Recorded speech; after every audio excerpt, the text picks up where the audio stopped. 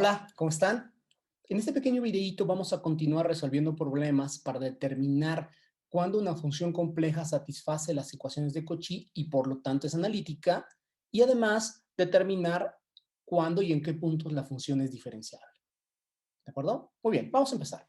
Vean ustedes, el problema me está pidiendo determinar, primero que nada, separar la función en su parte real y su parte imaginaria. Perfecto, voy a reescribir la función para poderla manipular de forma más simple.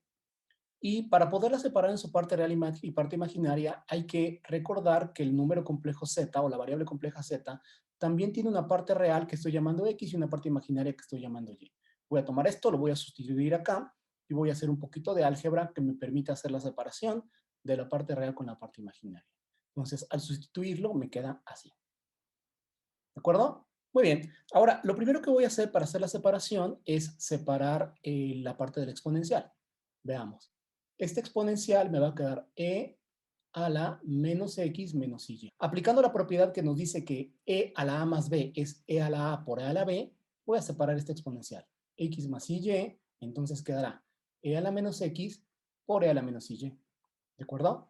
Noten ustedes que e a la menos x es un término ya real, mientras que e a la menos y tiene una parte real y una parte imaginaria. La voy a separar con la fórmula de Euler. Recuerden que e a la i teta se puede expresar como coseno de teta más i seno de teta. Entonces lo hago.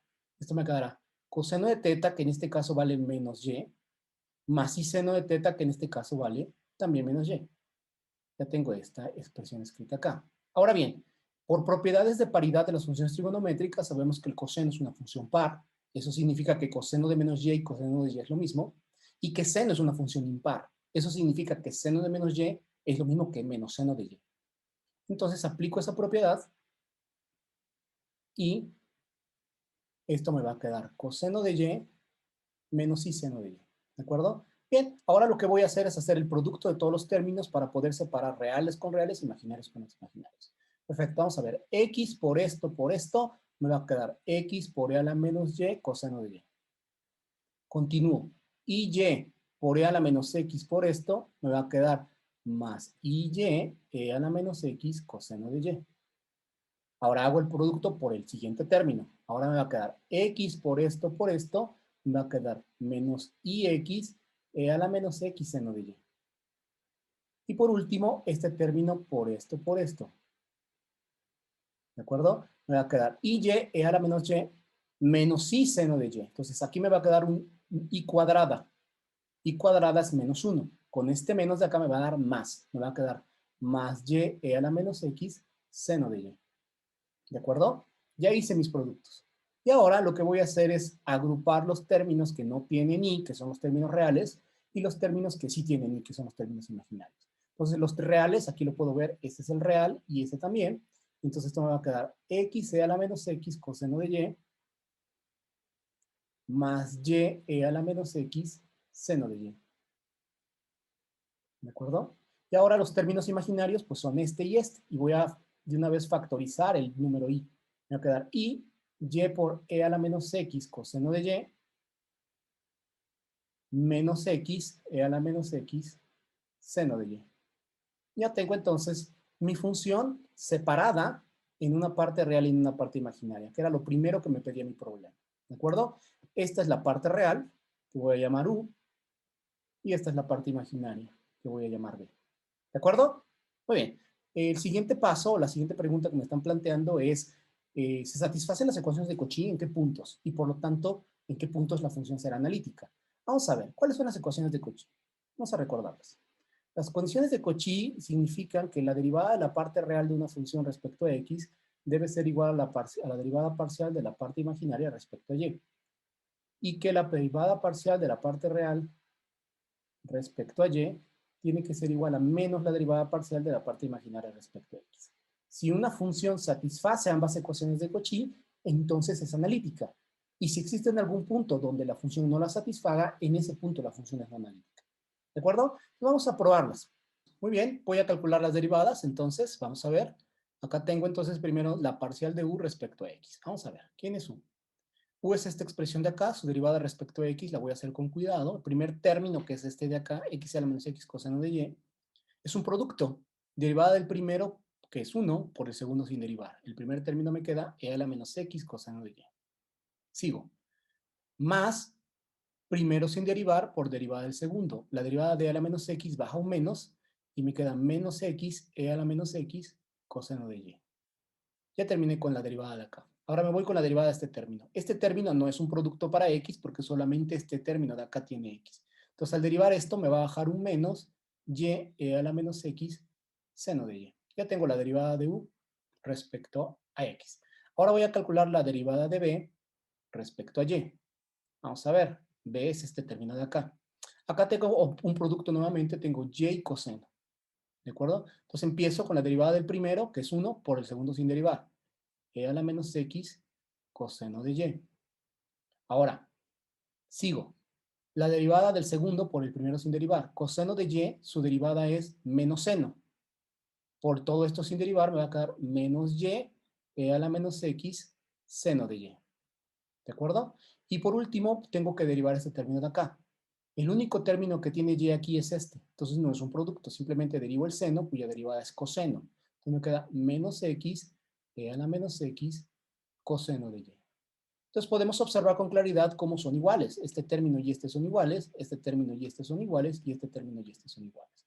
Por lo tanto, se satisface la primera condición de Cauchy. ¿De acuerdo? Continúo con la segunda condición de Cauchy. Ahora voy a calcular la parcial de u respecto a y. Vamos a ver. U es esta expresión de acá. Su derivada respecto a y, empiezo con el primer término, la derivada del coseno es menos seno. Entonces me queda menos x e a la menos x seno de y. Sigo. Ahora aquí tengo un producto, derivada del primero por el segundo sin derivar, más e a la menos x seno de y.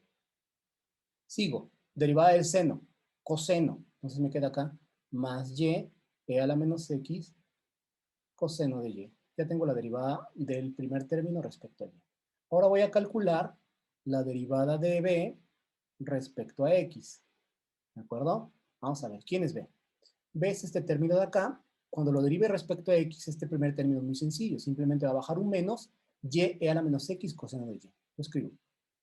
Menos y e a la menos x coseno de y. Sigo. ¿Cuál es el siguiente término?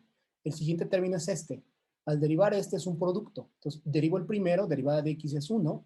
Entonces me va a quedar menos e a la menos x seno de y. Lo escribo. Menos e a la menos x seno de y. Ahora me falta el otro término, el del producto.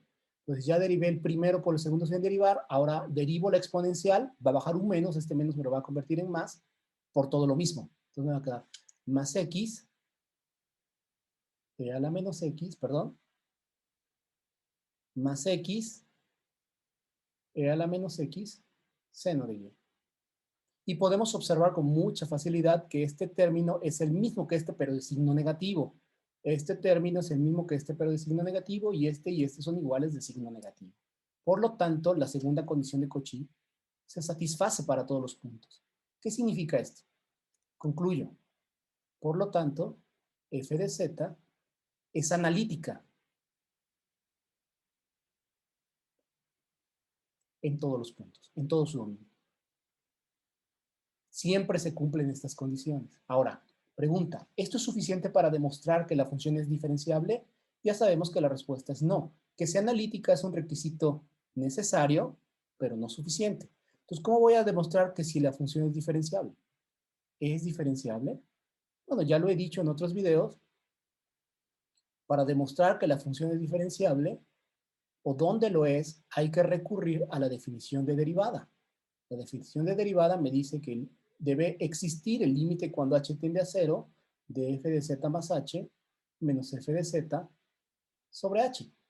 Si este límite existe para todos los puntos, la función entonces es derivable siempre. Si este límite no existe para algunos puntos, en esos puntos la función es no derivable. ¿Quién es mi función?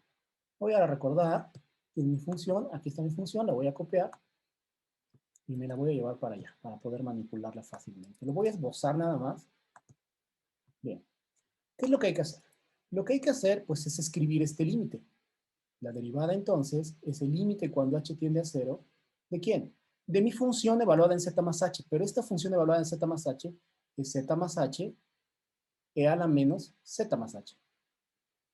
menos la función evaluada en z, pues es ella misma. Todo sobre h. ¿De acuerdo? Vamos a hacer un poquito de álgebra. El álgebra aquí es muy sencilla.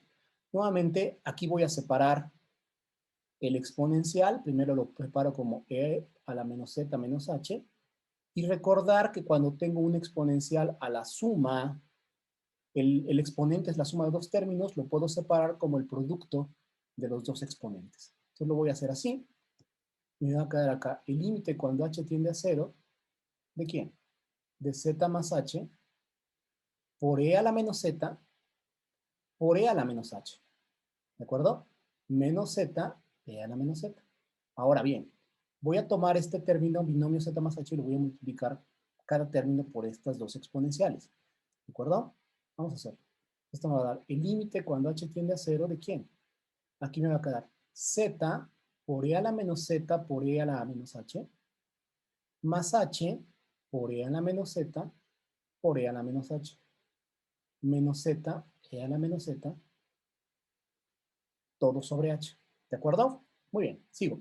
Ahora, lo que voy a hacer es, observen que este término de acá y este término de acá tienen un factor común z por e a la menos z. Lo voy a factorizar. Z por e a la menos z me quedaría entonces e a la menos h menos 1. ¿De acuerdo? Y el otro término lo voy a dejar solito. H por e a la menos z por e a la menos h. Todo sobre h. ¿De acuerdo? Muy bien. Ahora bien, voy a separar esta suma en dos términos. Límite cuando h tiende a 0, ¿de quién? De z por e a la menos z por e a la menos h menos 1 todo sobre h. Y el otro término me quedará h por e a la menos z por e a la menos h sobre h. Observen que aquí se cancela este término, por lo tanto cancelo el término que me hace ser el denominador, y de este lado me va a quedar este límite muy conocido para la mayoría de ustedes, e a la menos h menos 1 sobre h. ¿De acuerdo? Y aquí me va a quedar e a la menos z por e a la menos h. Es fácil para ustedes probar de cálculo de variable real que este límite tiende a 0 y siempre existe. Y este, perdón, no tiende a 0, tiende a 1 y siempre existe. Recuerden que arriba me va a quedar una división del tipo, aquí cuando yo evalúe en h igual a 0 me va a quedar una división del tipo sobre 0 que se puede resolver por L'Hopital. ¿De acuerdo? El límite tiende a 1. Y este límite también va a tender a 1 y siempre existe. De esta manera yo puedo mostrar que la derivada es z e a la menos z más e a la menos z y siempre existe. ¿Qué concluyo? Concluyo entonces que la función es diferenciable en todo su mundo. ¿De acuerdo?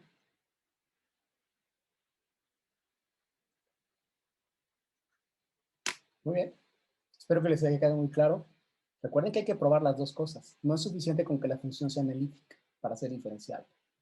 Pero si es no analítica, sí es suficiente para decir que es no diferenciable. Muy bien. Nos vemos.